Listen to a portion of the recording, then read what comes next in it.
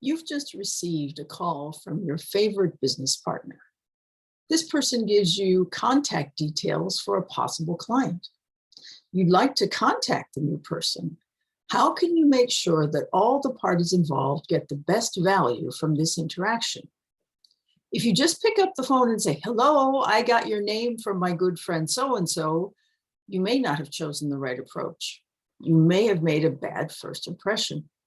So let's look at another option: 7 steps to take when starting a new authentic relationship.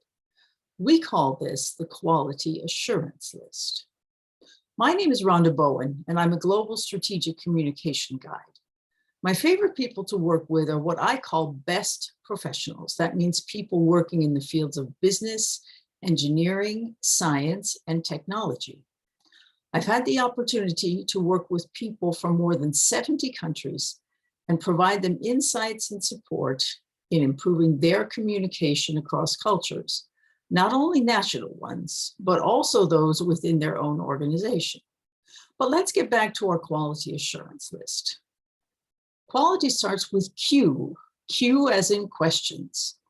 Questions are the most important thing at the beginning of any relationship. When you meet new people, many questions may arise for both parties, and not only just the basics like their name or profession, but the deeper questions are the most important. One of those questions could be, how do we find common ground and mutual benefit? After all, this is supposed to be an authentic business relationship. It's necessary to take so many questions into consideration. So you may be thinking, what if I don't know? Of course, at the beginning, you can't know everything. The U for uncertainty is something that may cause you more trouble than anything else. The questions that may arise are those such as, what if we don't like each other? What if I don't have anything of value to provide that would benefit both of us? Yes, more questions, but getting answers on how to approach the situation will help you get over this uncertainty and will lead you into the next phase, which is A for attention. Attention is what you have to pay not only to the other person, but also to yourself. What signs are you seeing in the other person that indicate how well you're starting off? What is happening with you? How do you react? What do you feel? How are you assessing what you want to be doing with this person? Paying attention to these very small and subtle aspects can make sure that you take the right approach as you continue. If paying attention means seeing and feeling all the little things that are around both of you, then the L for listening really gets us into the conversation. The L for listening, of course, would be a W for writing in emails, but there's no W in quality. Listening to hear what the person says and between the lines gives you the opportunity to hear what may be important in the future. After you listen to some input, then the next phase is coming, which will be so vital. And that phase is I for intention.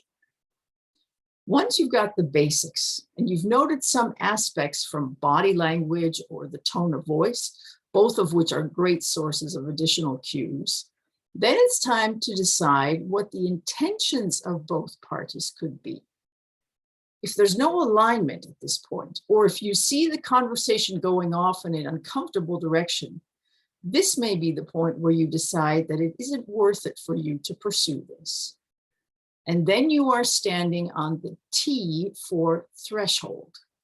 Just like in the movies where a couple is standing outside their new home. The man carries the woman across the threshold. They move out of their individual lives and start their marriage in a new house, the place where the relationship lives. When you take the first steps in a new relationship, you're standing at the threshold in deciding whether to move into this new relationship house. The two of you have to decide if you're going to make this step together or not. And that brings us back to the beginning with one last big question. Y for yes or N for no.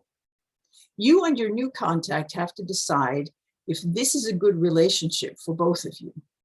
Should you be going across the threshold into this new relationship house together or not? Remember, you cannot make this decision alone. You have to have some kind of consensus or alignment with your counterpart.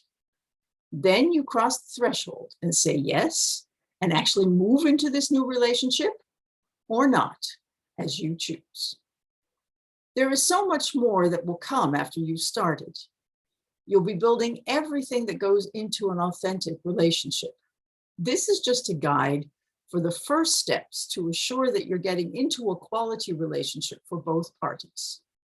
I hope this has given you some insights and inspiration on how to move forward the next time you meet a new contact. If you find you need support with this, please contact me on LinkedIn, Rhonda L. Bowen, or at rhonda@rhondalbowen.me for a free consultation. I wish you continuing success in your communication and building relationships with new business partners.